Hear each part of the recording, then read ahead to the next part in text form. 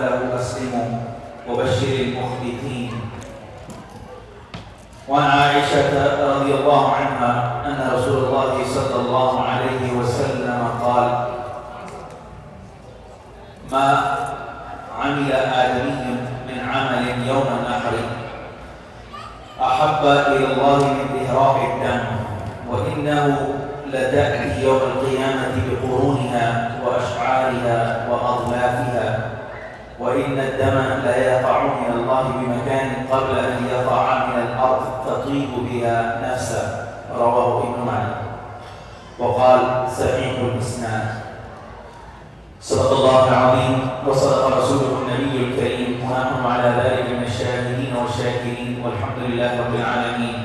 اللهم صل على سيدنا مولانا محمد كلما ذكره الذاكرون، وصل على سيدنا مولانا محمد كلما غفل عن ذكره الغافلون. اللهم صل وسلم على عبدك ورسولك، اللهم صل على سيدنا مولانا محمد أفضل صلواتك.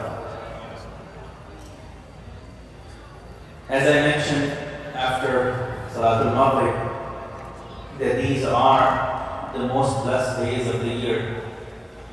And these nights that are upon us, as a matter of fact, every night, including tonight, is a very special night in the sight of Allah subhanahu wa ta'ala.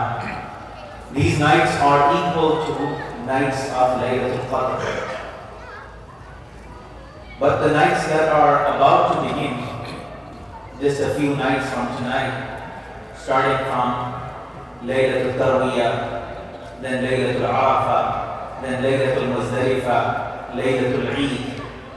These are one of the, or among the best nights in the sight of Allah subhanahu wa ta'ala. And Allah subhanahu wa ta'ala took oath by these nights. وَلَيَالٍ عَشْرٍ. I swear by the 10 nights. And Allah subhanahu wa ta'ala only takes oath of something that is very significant in His sight, that is very special to Him, that is very sacred and sanctified in the sight of Allah subhanahu wa ta'ala. So because of the special virtue of these nights, Allah subhanahu wa ta'ala took oath of these nights in Surah Al-Fajr. But our main subject of tonight, our main topic of tonight is rules and rewards of udhiya or qurban. The word udhiya is an Arabic word. The word qurban is used in Urdu, in Turkish language, in Farsi, and in many other languages as well commonly. But the original source of this is Farsi. And Farsi actually took it originally from Arabic. In Arabic language, the word qurban has been used in Quran as well. Allah subhanahu wa ta'ala, while narrating the story of Habil and Qabil, the two sons of Adam alayhi salam, He says, إِذْ قَرَّبَا قُرْبَانًا. And remember, when the two sons of Adam alayhi salam made a qurban. So Qurban, literally it comes from the word, from the Arabic verb qaruba yaqrub, means to come near, to come closer. So Qurban is actually used to refer to something that you offer to earn nearness of someone. In this case, you make an offering to earn nearness of Allah subhanahu wa ta'ala. And earning nearness means you want to earn forgiveness of Allah subhanahu wa ta'ala. You want to earn the reward from Allah subhanahu wa ta'ala. You want to earn the blessings of Allah subhanahu wa ta'ala. So that's what you intend to achieve by offering a qurban. So technically they are similar words, qurbani and udhiya, but the origins of the two are separate and different. So the concept of udhiya or qurbani goes back to the time of Adam alayhi salam. The two sons of Adam alayhi salam were asked to make a qurbani, to make a sacrifice, because they were debating over some issue as to who should have, who has won, or who's the winner and who's the loser. So Adam alayhi salam decided, by the permission of Allah subhanahu wa ta'ala, that they both should make an offering to Allah subhanahu wa ta'ala in form of an udhiya, in form of a sacrificial animal. And whoever sacrifice is accepted by Allah will be the winner, and whoever's sacrifice is rejected by Allah will be the loser. So this was an easy and simple way to determine who was sincere and who was insincere, who was good in his intention and who was bad in his intention. And it turned out, based on the results, that Qabil was the one who had bad intention. Qabil was the one who was insincere, because what he offered was rejected by Allah subhanahu wa ta'ala. On the other hand, what Habil offered was accepted by Allah subhanahu wa ta'ala. And that caused Qabil to become jealous of his own brother and led him, by the instigation of shaitan, to kill and murder his own brother. And this was the very first murder committed on the face of this earth. And then we find the concept of this qurbani in the time of Nuh alayhi salam, in the time of other prophets of Allah subhanahu wa ta'ala. But more notably, we find it in the story of Ibrahim alayhi salam, where Ibrahim alayhi salam was asked to slaughter and sacrifice his own son upon the command of Allah subhanahu wa ta'ala, which he received in revelation through his dream. Allah subhanahu wa ta'ala makes mention of that in Surah As-Saffat. So Ibrahim alayhi salam, he shared that dream with his son, and he asked his son, Mada tara? What do you say I should do? This is what I have seen. This is what I have been shown by Allah subhanahu wa ta'ala, which is the command of Allah subhanahu wa ta'ala to me. What do you say? ماذا ترى؟ قال يا أبت افعل ما تؤمر. So Ismail alayhi salam, he turned to his father and he said, "Oh my beloved father, do as you have been ordered. Do as you have been commanded. Carry out the command of Allah subhanahu wa ta'ala, because there is khair in it." I mentioned in the khutbah of Salat al-Jumu'ah that once you understand that Allah is on your side, and Allah only wants good of you, and Allah only wants good for you, then you will always find something beneficial in whatever is Allah ordering you to do. Then you will never hesitate to carry out any command of Allah subhanahu wa ta'ala under any circumstances, because you know in the back of your head that whatever Allah is telling me to do has to be good for me. It can never do harm to me. It can never be bad to me. It may look bad to me right now, but ultimately it is going to be in my own favor. It is going to be in my own benefit to do what Allah is telling me to do. So this is what Ibrahim alayhi salam knew in the back of his head. This is what Hajra alayhi salam knew in the back of her head. This is what their son Ismail alayhi salam, despite being a young boy, knew in the back of his head as well. That's why he surrendered and he submitted to Allah subhanahu wa ta'ala by saying, Ya abat if'al ma tu'mar. Oh my beloved father, do as you have been ordered to. And he did not question. He did not say if or what. He said, do as you have been ordered to do. This is why Allah subhanahu wa ta'ala beautifully describes the submission of both the son and the father in these verses of Surah As-Saffat.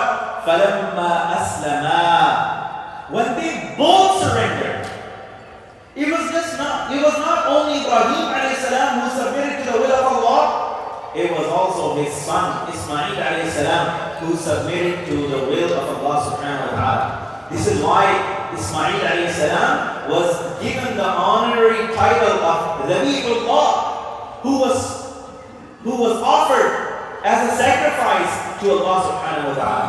The only prophet in the history of mankind who was offered as a sacrifice to Allah subhanahu wa ta'ala. So Allah subhanahu wa ta'ala describes their submission in these words, فَلَمَّا أَسْلَمَا, when they both submitted, when they both surrendered, because both of them knew in the back of their heads that what they are going to do, since it is by the command of Allah subhanahu wa ta'ala, there can never be anything bad in it.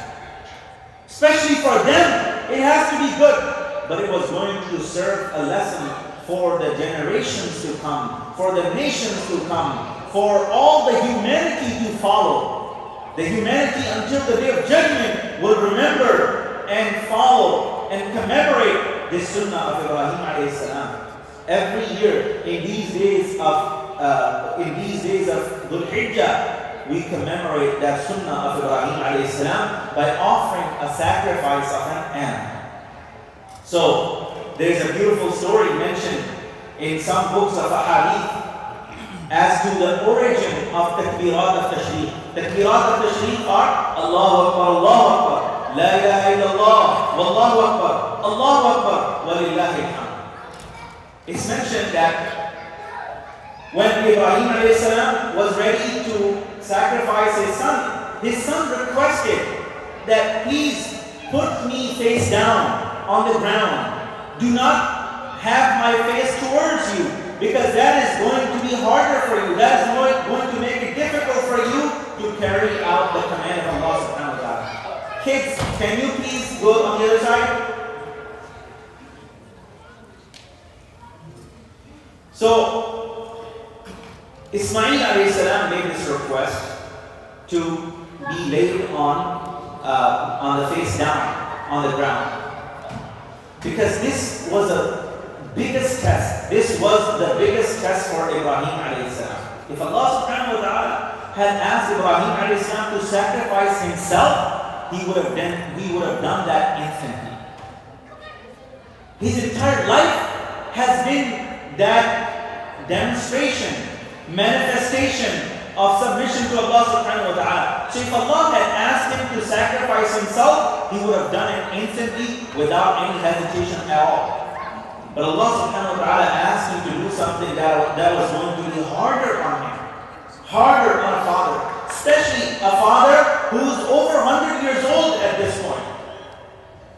And who has this only child, only son. And the son was also a miracle, because this son was born when Ibrahim alayhi salam was 90 years old. And his beloved wife, Hajara, she gave birth to Ismail alayhi salam. So Ibrahim alayhi salam was really thankful to Allah subhanahu wa ta'ala for having been blessed with this child. So when Ismail alayhi salam was placed on the ground facing down, and Ibrahim alayhi salam was ready to carry out the command of Allah subhanahu wa ta'ala, all of a sudden Jibreel alayhi salam appeared. And Jibreel alayhi salam, he had already come down with the rain from Jannah as a replacement of this sacrifice, but Ibrahim alayhi salam didn't know that situation has changed. Allah subhanahu wa ta'ala has already accepted the test. Allah subhanahu wa ta'ala has already accepted the sacrifice, and Allah's plan was never to go through with it. Allah's plan was to test him and see how far he's willing to go in obedience to the command of Allah subhanahu wa ta'ala. And he proved that he's willing to go to any limit to obey the command of Allah subhanahu wa ta'ala. So when he was about to make that move of sacrificing Ismail alayhi salam, Jibreel alayhi salam approached and he started saying takbir, Allahu Akbar, Allahu Akbar, La ilaha illallah, Wallahu Akbar. So he started saying Allahu Akbar, Allahu Akbar. And Jibreel, Sayyidina Ibrahim alayhi salam, immediately he understood the signal and he stopped. And he started continuing that takbir by saying La ilaha illallah, Allahu Akbar. And when that was done, Ismail alayhi salam, he looked up and he saw that this has already been done. So Ismail alayhi salam, he said, Allahu Akbar wa lillahi alhamd. So this is the origin of takbir. Allahu Akbar comes from Jibreel alayhi salam. La ilaha illallah Allahu Akbar comes from Sayyidina Ibrahim alayhi salam. And Allahu Akbar wa lillahi alhamd comes from Sayyidina Ismail alayhi salam. So now we repeat these takbirat in the month of Dhul Hijjah, especially in the days of Ayyam al-Tashriq, starting from the day of Arafah all the way to the 13th of Dhul Hijjah. So this is the origin of the sacrifice, which is the sunnah of Ibrahim alayhi salam, and now it is sunnah of Rasulullah sallallahu alayhi wa sallam. Rasulullah sallallahu alayhi wa sallam was asked about the concept of these sacrifices that are offered every year on the day of Eid al-Adha. He was asked, Ya Rasulullah, ma hadihi al-adahi? O Messenger of Allah, what are these udhiyas? What are these sacrifices that we make to Allah subhanahu wa ta'ala? He wanted to know what is the reasoning behind that. And the Prophet sallallahu alaihi wasallam aptly answered. He said, Sunnatu abikum Ibrahim. This is the sunnah of your father Ibrahim. We are remembering the sacrificial spirit of Sayyidina Ibrahim alayhi salam. The lesson that we learn from this sacrifice is that you should never hesitate to sacrifice anything when you are being asked by Allah subhanahu wa ta'ala. Because Allah comes first over everything. When Allah orders you to do something, you do it. Whether you like it or not, whether you understand the logic behind that or not, whether you understand the wisdom or not, you do it because you and I are slaves of Allah subhanahu wa ta'ala. A slave, whether he understands the wisdom of his master's orders or not, he has to do it. Now, the master, being a human being, can make mistakes. He may order his slave to do something that is going to kill the slave. But Allah subhanahu wa ta'ala will never order you to do something that is going to hurt you, that is going to harm you at the end. It is always going to be in your benefit. So this is why we offer sacrifices on the day of Eid al-Adha in memory of our father Ibrahim alayhi salam and in memory of our beloved Prophet sallallahu alayhi wasallam. Now the Prophet sallallahu alayhi wasallam, he offered sacrifice every year in Medina. He did not do it while he was in Makkah before migration, because this sunnah was not established at that time in Islam. It was still being done in the time of Hajj, but it was not in accordance with the teachings of Islam, because mushrikeen had polluted it with their malpractices. But after the Prophet ﷺ arrived in Medina, in the second year, the Prophet ﷺ started performing udhiya on the day of Eid al-Adha, and thereafter, every year, he used to offer sacrifice on the day of Eid al-Adha. Now, it is an established sunnah, and in terms of whether it is required or not, the scholars have said it is wajib upon every male and female, every Muslim male and female who is sane and who is not traveling. Meaning you are in your place, you are not traveling out of your town for more than 14, 15 days. So in that case, you would be required to make this sacrifice as long as you have the financial capacity. Financial capacity means you are able to afford the sacrifice based on the money that you have in your possession. It doesn't have to remain in your possession for the whole year, like it is in the case of zakah. Zakah becomes obligatory when your money is in your possession for the most part of the year. In case of udhiya, in case of qurbani, you only have to have money in excess of your basic needs for the days of Eid al-Adha, which are 10, 11, and 12. And the minimum is a threshold of silver. which is 612 grams of silver, and that is cash equivalent of about maybe $700-800.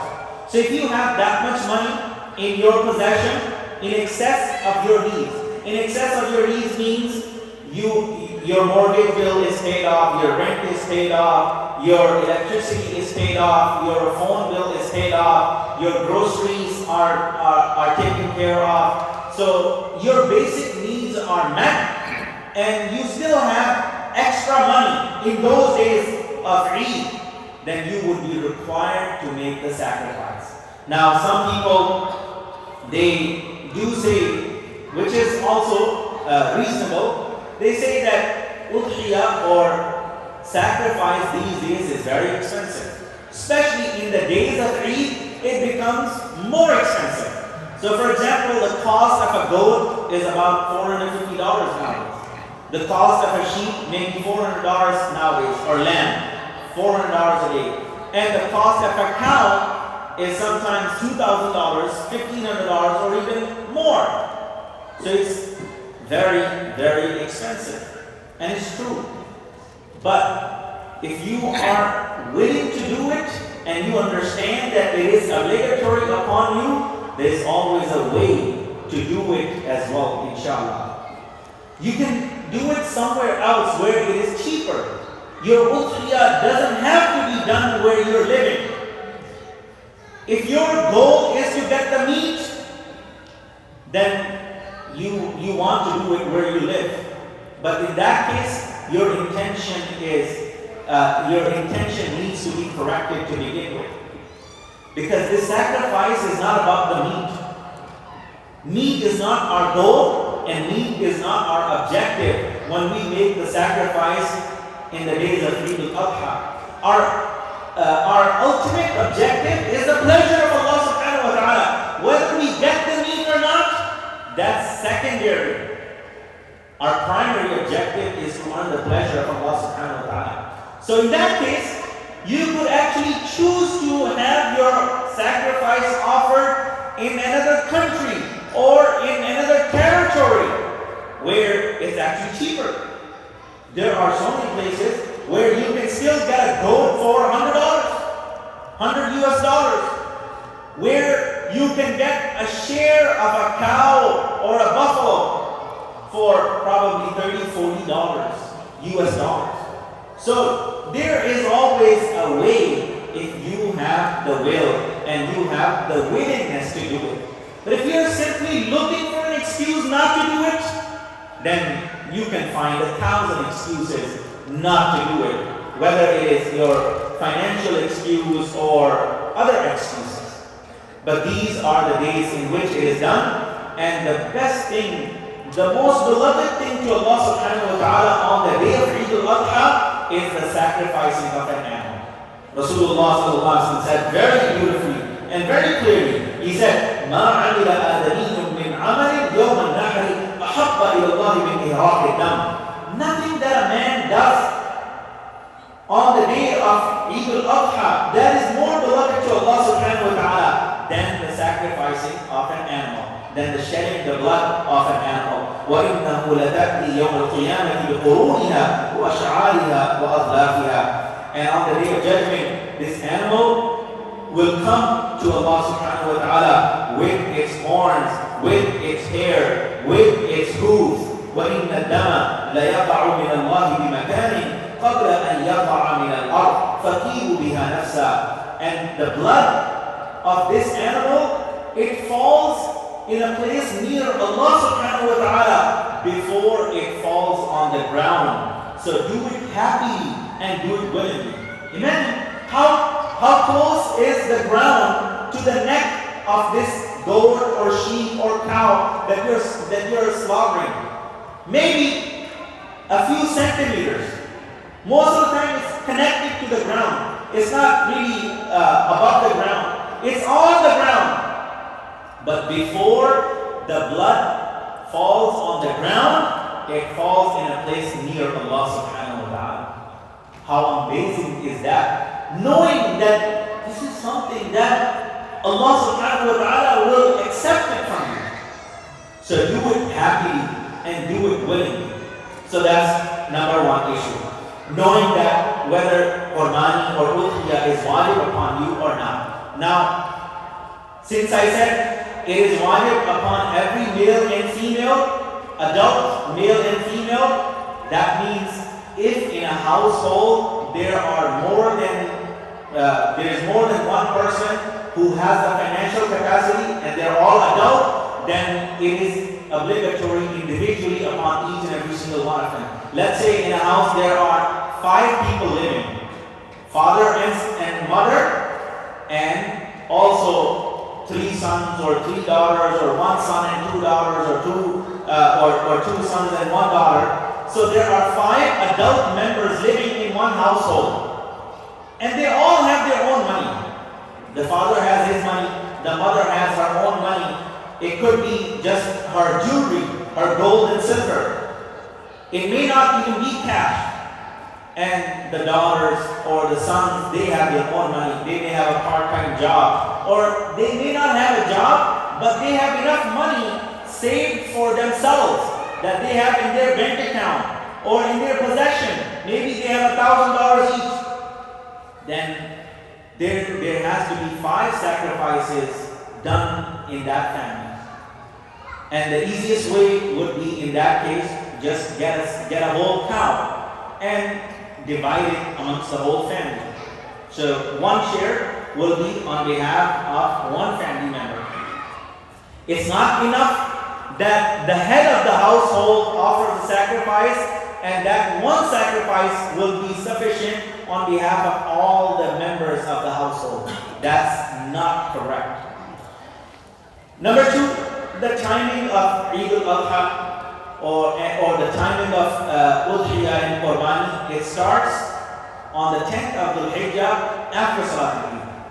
And Salat al-Eid, of course, is done after sunrise. You cannot do Eid al-Adha, you cannot perform Eid al-Adha before sunrise.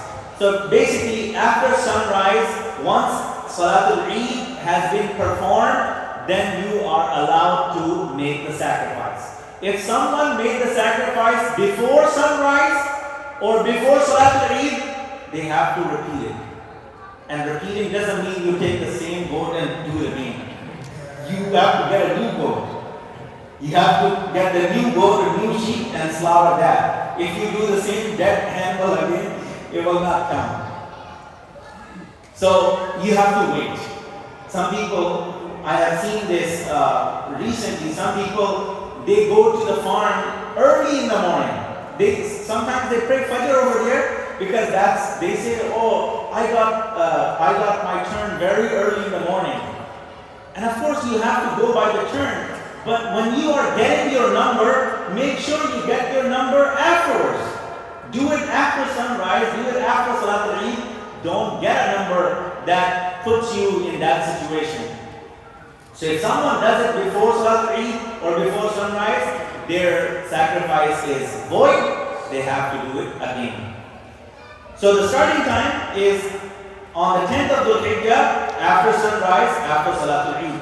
If in a place Salat al-Eid is being offered at different times, it is offered early, then it is offered a little bit later, and again and again. So if it is offered in multiple places or at multiple times, then at least the first prayer has to be completed. If it is done even before the first prayer, then again it will become void and you will have to repeat again. So that's about the beginning time. So the best day of sacrifice is the first day, which is the 10th of Dhul Hijjah, and then it will continue on the 11th and then on the 12th as well. So you can continue doing your sacrifice, or you have the time to do your sacrifice all the way until the sunset on the 12th. So you basically have 3 full days. On 10, 11, and 12, you have full daytimes. But you only have 2 nights. You have the night of 11 and you have the night of 12. You won't have the night of 13, which will be the night at the sunset of 12. So you have 3 full days and 2 nights to make the sacrifice. And there's nothing wrong in doing it at night time as well, as long as you have proper light arrangements. Make sure that there's proper light arrangements so you don't cut the vessels in the wrong way, or you don't end up hurting yourself, or you don't end up hurting someone else. But you can do it at night time as well. So the best day to do the sacrifice is the 10th day. The second best option is to do it on the 11th, and the third option is to do it on the 12th. Now, if you are someone who is getting his sacrifice done somewhere else, let's say you're getting it done in Makkah, or you're getting it done in Sudan, or you're getting it done in Yemen, or you're getting it done in Pakistan, or India, or Bangladesh. If you're getting your sacrifice done at some other place, you have to make sure that the sacrifice is done considering the timing of Eid in that place and your place. So it has to be after you have done your Eid, and of course after they have done their Eid as well. So if the Eid is a day later in some places, like it is in this year in India, Pakistan, Bangladesh, Eid al-Adha is being celebrated on Thursday, on the 29th of June, and we are doing it on the 28th of June. So if they do it on the 28th after we did Eid over here, your sacrifice will not be acceptable. So make sure they do it after their time. We would do Eid al-Adha on the 20th anyways, inshallah, but their sacrifice cannot be done on the 28th until they have performed their Salatul Eid as well, which will be on the 29th. So if you're having it done somewhere else, just keep in mind that it is done in the proper time, and it is not done before either you have performed your Eid or before they have performed their Eid al-Adha. Third thing, about the animals. There are certain animals that are acceptable for sacrifice, and those are based on the ahadith of Rasulullah sallallahu alaihi wasallam. Not every halal animal is acceptable for udhiya. There are a lot of halal animals, alhamdulillah, but for sacrifice you can only have certain cattle. Certain animals are acceptable for udhiya, and they are divided into large animals and small animals. Large animals are camel, cow, buffalo. These are the large animals, male and female, both are permissible. And small animals are goat, sheep, lamb, ram. These are small animals, and again, male and female, both are permissible. So, with these animals, there is also age restriction that needs to be understood, and that needs to be washed out. So with regard to the camel, if you're doing a camel, the camel has to be at least 5 years old. If it is younger than 5 years, then it's not ready for sacrifice and you cannot do it. With cow, bull, buffalo, they have to be 2 years at least, 2 years old. If they are less than 2 years old, then you cannot make sacrifice of cow as well. With regard to goat, sheep, ram, these animals, they have to be at least 1 year old. If they are less than 1 year old, then they are not ready for sacrifice. They're not qualified for sacrifice. The only exception to this is a sheep or a lamb, which is at least 6 months old, but it is big enough that if you put this 6 months old sheep with the year-old sheep, you cannot tell the difference. They look the same, the size is same, they're big enough that they match the size and the weight of 1 year old. In that case, a 6 months old sheep is also acceptable for sacrifice. Now, how would you know the ages of these animals? You and I don't have any experience of that, so we would need their birth certificate. I'm joking. You don't need their birth certificate. You can rely on the people who have expertise, who have experience. If someone has experience and they're telling you this is a 2-year-old, you don't have to do further detective work. You don't have to do investigation to find out whether he's telling you the truth or he's lying. Unless someone else tells you, no, he's lying. This animal is not 1 year old. This goat is not 1 year old. He's lying to you. because he wants to sell you a goat. In that case, you can either investigate further to find out whether he's lying or telling the truth, or you can move on. Just get another animal or go to another farm and get an animal from there. So basically you can rely on the word of the person who's selling you the animal as long as you can trust them. And they can be non-Muslim as well.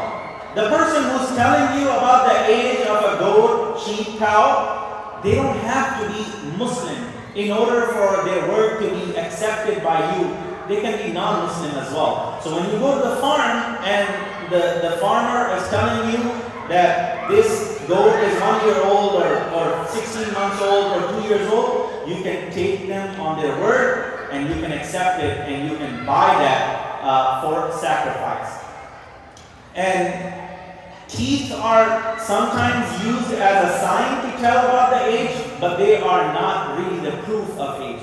Because some animals may not have their teeth at all. Some animals, their teeth may be broken, or something else could have happened. So teeth are not always the evidence or the hard proof for the age of the animal, but they are used as a sign to tell the age of an animal. So this is about the ages, and they can be male and female. Both in all categories of animals, you can have it male or female, but they have to be of the same age. The age restriction applies to both male and female animals. Now, if someone is doing a goat, sheep, or ram or lamb, then that can only be done on behalf of one person, an individual. So there's only one share in a goat, sheep, or these small animals. In large animals, which includes cows, camel, buffalo, in those animals, you can have up to 7 shares. So in one cow, basically you could have up to 7 people pitching in and buying the whole cow together for udhiya. But in this case, you just have to make sure that everyone who is chipping in, everyone who is joining the group in your cow, their intention is the same, which is udhiya. If someone is joining you because they just want the meat, they don't care whether it's udhiya or not, then that person is not. That person is going to spoil it for all of you. He's going to ruin the sacrifice of all of you, and you will have to do it again. So that's the only thing you have to make sure when you are inviting people to join you in a collective udhiya, that everyone has the same intention, which is to earn the reward from Allah subhanahu wa ta'ala and earn the pleasure of Allah subhanahu wa ta'ala. Now, lastly, when you are ready to make the sacrifice, it is best to do it yourself, with your own hands. And women can do it as well. If women want to do it, they can do it themselves. If they don't want to do it, they don't have to do it, men can do it. And for men as well, if some man feels like he can't do it, he doesn't have to do it. Someone else can do it on his behalf. But it is best to do it yourself with your own hands, as it is the sunnah of Rasulullah sallallahu alaihi wasallam. But if you are not able to do it yourself, and you are able to be present at the time of sacrifice, then do it. It is reported in the hadith of Abu Sa'id al-Khudri radiyallahu anhu, the Prophet sallallahu alaihi wasallam was making the sacrifice on behalf of his daughter, Fatima radiyallahu anha. So the Prophet sallallahu alaihi wasallam called her and he said, Ya Fatima, qumi ila udhiyatik fashhadiha. O Fatima, rise and witness your sacrifice that is being done. He was doing it on her behalf, but he wanted her to be present and see it with her own eyes. فَإِنَّ لَكِ بِكُلِّ قَطْرَةٍ تَقْطُرُ مِنْ دَمِهَا أَنْ يُغْفَرَ لَكِ مَا سَلَفَ مِنْ ذُنُوبِكَ. Because for every drop of blood that will come from this animal, you will have your sins forgiven by Allah subhanahu wa ta'ala that have been done in the past.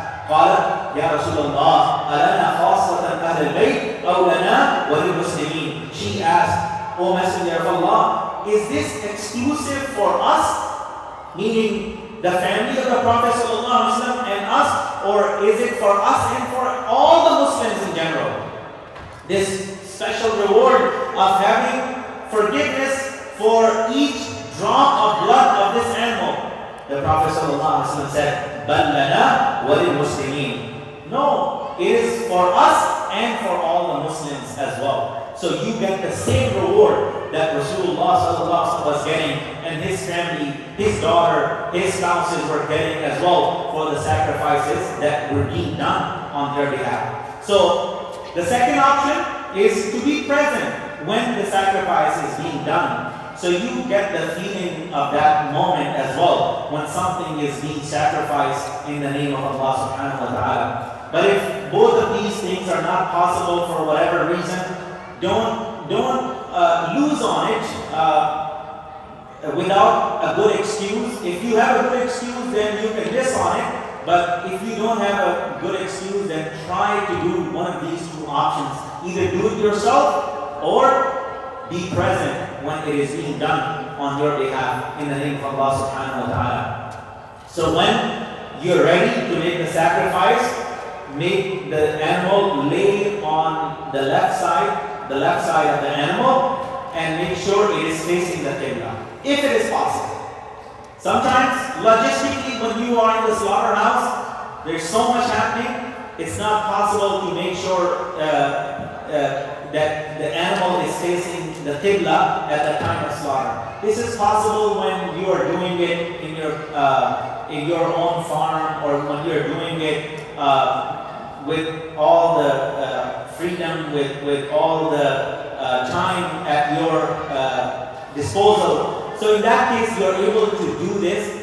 In a farm or in a slaughterhouse where there's so much happening, sometimes the slaughterhouse is so small. I've been to many slaughterhouses, and some slaughterhouses are like little room, and you can barely step over there. And there's so much mess over there. They don't clean on that day for some reason, even though they get paid so much, but they don't do it. So sometimes it's not possible logistically, but you should try to do it as much as possible if you can. So lay the animal on its left side and let the animal be facing Qibla. And while you are making the sacrifice, while you're slaughtering the animal, make the intention. Your intention does not have to be verbal. You can make your intention in your head. Oh Allah, I'm offering this sacrifice for your sake. And if you remember this ayah, say this ayah, إِنِّي وَجَّهْتُ وَجْهِيَ لِلَّذِي فَطَرَ السَّمَاوَاتِ وَالْأَرْضَ حَنِيفًا وَمَا أَنَا مِنَ الْمُشْرِكِينَ إِنَّ صَلَاتِي وَنُسُكِي وَمَحْيَايَ وَمَمَاتِي لِلَّهِ رَبِّ الْعَالَمِينَ. Surely my prayer, my worship, my sacrifice, my life, and my death, all is for Allah subhanahu wa ta'ala, the Lord of the worlds.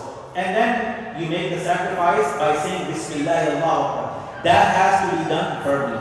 If you don't say Bismillah Allahu Akbar, then your sacrifice is not halal either. So you have to say the name of Allah, you say Bismillah Allahu Akbar, and do the slaughter. And once the animal has been slaughtered, then let it cool down and make dua to Allah subhanahu wa ta'ala. Say, oh Allah, accept it from me just as you accepted it from your beloved Muhammad sallallahu alaihi wasallam and your friend Ibrahim alayhi salam. Allahumma taqabbalhu minni kama taqabbalta min habibika Muhammad sallallahu alaihi wasallam wa khalilika Ibrahim alayhi salam. So if you do that, then your sacrifice is done. What do you do afterwards with the hide of that animal, with the skin of that animal? Know that you get so much reward for this sacrifice that for each hair you're getting one good deed. The Prophet ﷺ was asked by the companions of the Prophet ﷺ, and he said, بِكُلِّ شَعْرَةٍ حَسَنًا, that for each hair on the skin of a goat you get one good deed. And they asked, what about the wool, O Prophet of Allah? If we're sacrificing the lamb or sheep or ram, what about the wool? The Prophet ﷺ said, بِكُلِّ شَعْرَةٍ مِنَ السُّوفِ حَسَنًا, that for each fiber on the skin, on the hide of a sheep, you get one good deed as well. Now, on average, there is about 7.5 million fibers on the skin of a sheep. And on the skin of a goat or sheep, there's more. There's more hair on the goat. So think about the reward that you just collected with one move. You made the slaughter, you already automatically earned about 8 million good deeds from Allah subhanahu wa ta'ala, and you did something that is most beloved to Allah on that day. Nothing else we will be doing on Eid al-Adha which will be more dear to Allah than this. Any party that you have is not more dear to Allah. Any other feast you have will not be more dear to Allah. The best deed to Allah on that day is this one. Sacrificing an animal in the name of Allah subhanahu wa ta'ala. And that's actually reviving that spirit of sacrifice. Knowing and reminding yourself that nothing is more important to you than Allah. Nothing is more important to you than the command of Allah subhanahu wa ta'ala. So, the skin of that animal, if you're able to save it, you can use it yourself. You can get it tanned and use it for your own home. You can have it. Otherwise, you can donate it. You cannot sell it. In America, most of the skin, most of the hides are wasted anyways, because the way they cut it so recklessly that it becomes useless. So nothing can be done to it. You cannot give anything from the meat or from the animal as compensation to someone who is helping you on the sacrifice. If you call a butcher to cut the meat for you, you cannot say, whatever meat I get, I'll give you 10 pounds as your reward, as your compensation, as your labor. You cannot do that. You can pay money to a butcher or someone who's helping you, but you cannot give anything of this meat to the butcher as compensation or as a wage to that person. How should you divide that meat? Whatever meat you get, it is preferable that you divide it into 3 portions, 3 equal portions. 1 portion should be retained by you for your own family use, for your own personal use, for your family use. So that's 1 portion. The second portion should be given to your relatives, your aunts, your uncles, your brothers, your sisters, your parents. So 1 portion should be divided amongst the family members, your relatives.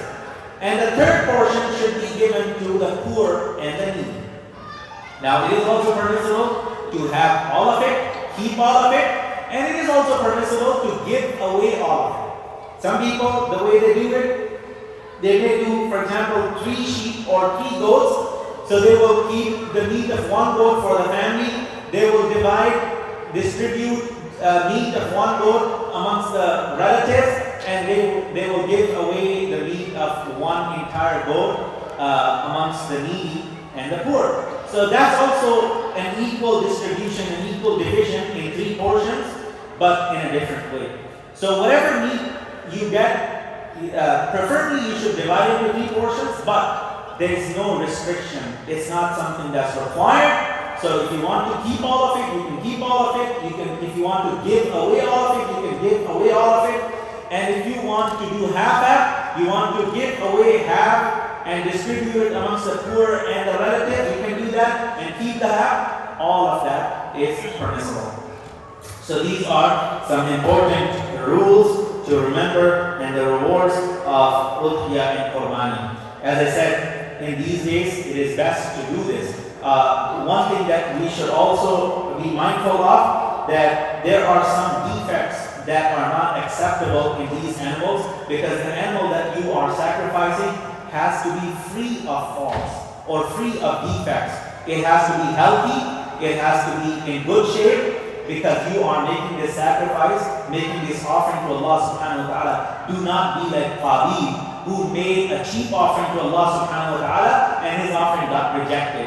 Be like Qabil, who made a generous offering to Allah subhanahu wa ta'ala and his offering got accepted. So some of the defects in animals that will render the animals unacceptable for udhiya it includes ears. If the ears are broken or the ears are missing, that is considered a defect that will make the animal ineligible for udhiya. If the horns are broken from the root, something happened tragic with this animal that the horns got broken from the root, in that case that animal is also defective. If the horns were not broken from the root but only from the top a little bit, 1/3 of it probably, then in that case it's still acceptable for udhiya. If you got that animal or that's the only animal left, you can do that as well. Third thing, a blind animal. If the animal has no eyes, or the animal has one eye, or the animal has lost its eyesight for whatever reason, because of a trauma or something like that, it cannot see anymore. So that animal is also considered defective and it cannot be used for udhiya. Number 4, tail.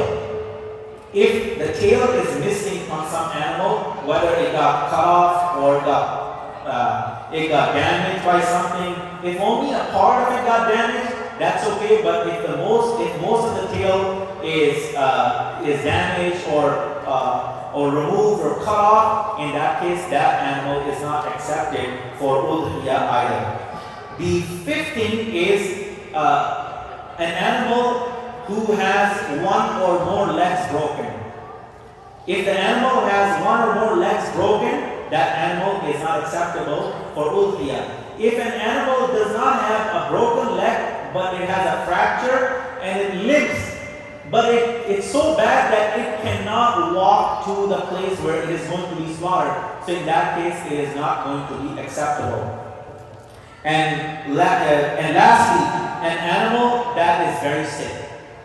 Whether it got sick after you got it or it was sick even before you got it, if an animal is very sick, then that animal is not acceptable for udhiya. Likewise, an animal that's very weak, the bones are visible, the ribs are visible right there, there's barely any meat on it, that kind of weak animal is also not acceptable for udhiya. Now, some of the things that we mentioned, like being blind or losing eyesight or broken horn, if these things happen while the slaughtering was taking place, that's not going to have any adverse impact on udhiya. But if these things happen before, then they will make the animal ineligible for udhiya. Wa akhir da'wana alhamdulillah rabbil alamin. Any questions? Yes.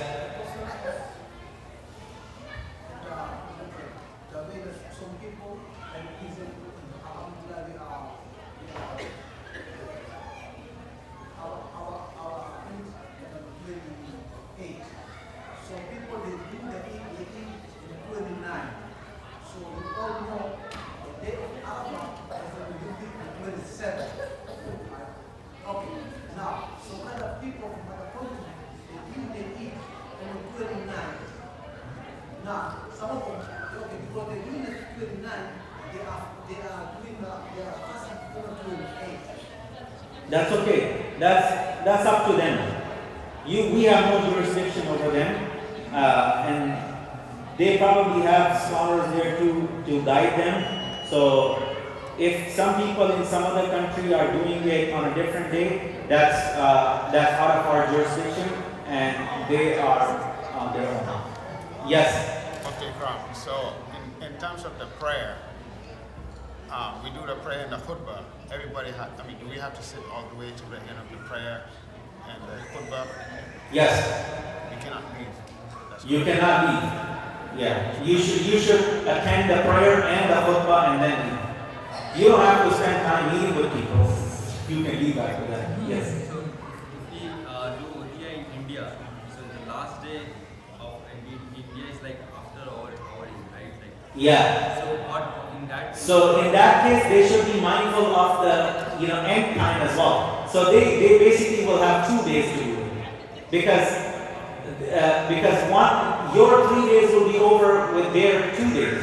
So that's why they basically will have 2 days to do your udhiya. So they should either do it on the 29th or the 30th, not on the 1st. Yes. 1 second. Asking if people can do sacrifice for the Prophet. So, Can they do a sacrifice for Ibrahim? on who? Ibrahim Islam? Of course.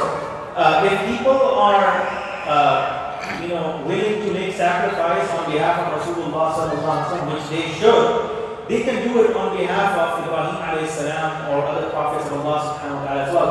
And of course, you can do it on behalf of your deceased parents as well, if your parents have already left from this world, or your grandparents, or someone else from your relatives, from your loved ones, and you want to make a sacrifice on their behalf, you can do it on their behalf as well.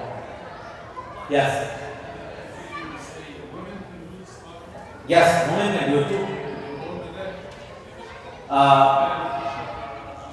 I can't speak about other madhahib at this moment, but I can speak on behalf of Hanafi fiqh. In Hanafi fiqh, women can do it without any problem. And I think first we have to do from ourselves, then we can do from other people. First we have to do by ourselves. If it is obligatory on you, then you have to do your own first. But if it's not obligatory on you, and you're just doing nafal qurbani, you can do it on behalf of anyone. Yes. Give meat to non-Muslims? Yes. Meat can be given to non-Muslims as well. As a gift. Yes.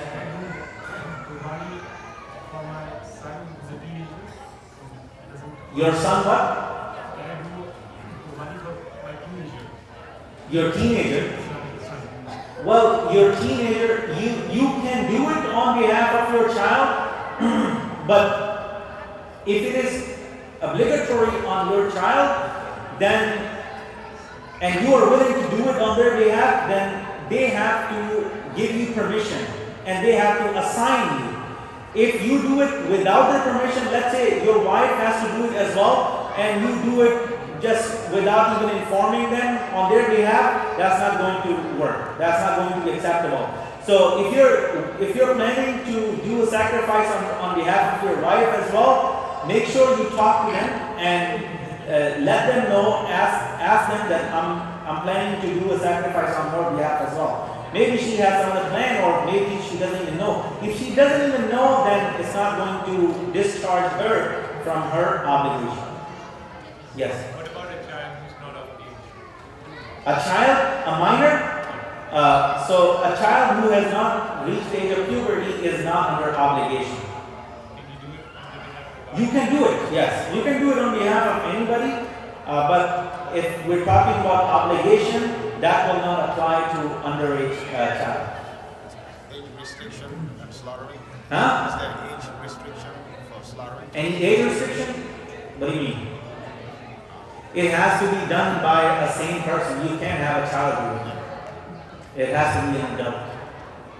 Yes? You mentioned inform, if you're going on behalf of your wife, you have to inform, get the permission. If you're doing on behalf of your parents who are alive, you have to inform them. Yes. Anybody, so if it is obligatory sacrifice, if it is obligatory qurbani, you have to ask that person on whose behalf you are intending to do it. If it is voluntary qurbani, nafal qurbani, then you don't have to ask permission. سبحانك اللهم وبحمدك اشهد ان لا اله الا انت نستغفرك ونتوب اليك اللهم صل وسلم على عبدك ورسولك اللهم صل على سيدنا مولانا محمد افضل صلواتك اللهم انا نسالك الهدى والتقى والعفاف والغنى اللهم انا نسالك العفو والعافيه والمعافاه الدائمه في الدين والدنيا والاخره اللهم حبب الينا الايمان وزينه في قلوبنا وكره الينا الكفر والفسوق والعصيان واجعلنا من الراشدين اللهم استر عوراتنا وآمن روعاتنا اللهم احفظنا من بين ايدينا ومن خلفنا وعن يميننا وعن شمالنا ومن فوقنا وان نغتال من تحتنا رضينا بالله ربا وبالاسلام دينا وبمحمد صلى الله عليه وسلم رسولا ونبيا ربنا اتنا في الدنيا حسنه وفي الاخره حسنه وقنا عذاب النار ربنا تقبل منا انك انت السميع العليم وتب علينا